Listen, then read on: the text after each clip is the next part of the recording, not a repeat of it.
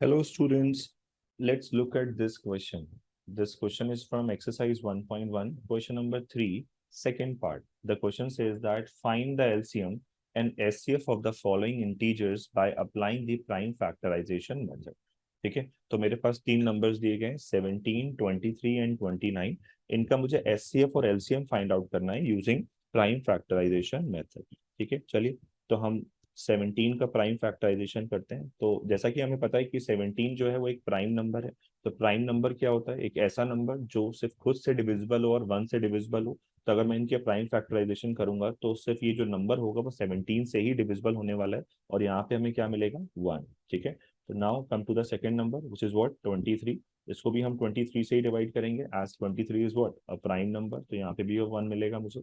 और 29 is also a prime number.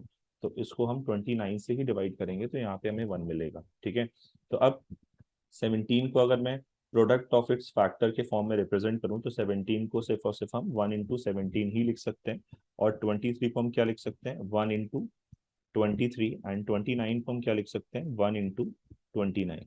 ठीक है, एज वी नो दैट जो HCF of the given numbers है वो किसके इक्वल होता है? जो तीनों में कॉमन फैक्टर एग्जिस्ट कर रहा होता है. This is the required HCF.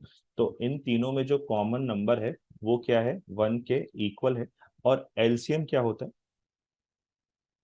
कि मैं सभी नंबर्स को लिख लेता हूं. अगर कोई नंबर किसी में रिपीट हो रहा है तो उसमें जो मैक्सिमम एक्सपोनेंट एग्जिस्ट करता है वो हम काउंट करते हैं. राइट, अब जैसे तीनों में ही 1 है भाई, और यहाँ पे 17, 23 एंड 29 ये सभी अलग अलग नंबर्स दिए गए हैं. तो इनका एलसीएम क्या हो जाएगा? 17 into 23 into 29. Right, I guess आप इनका प्रोडक्ट कर सकते हैं. तो इनका प्रोडक्ट करने के बाद अपना जो रिक्वायर्ड नंबर आएगा that would be 1139. Right, so this is the required LCM and this is the required SCF.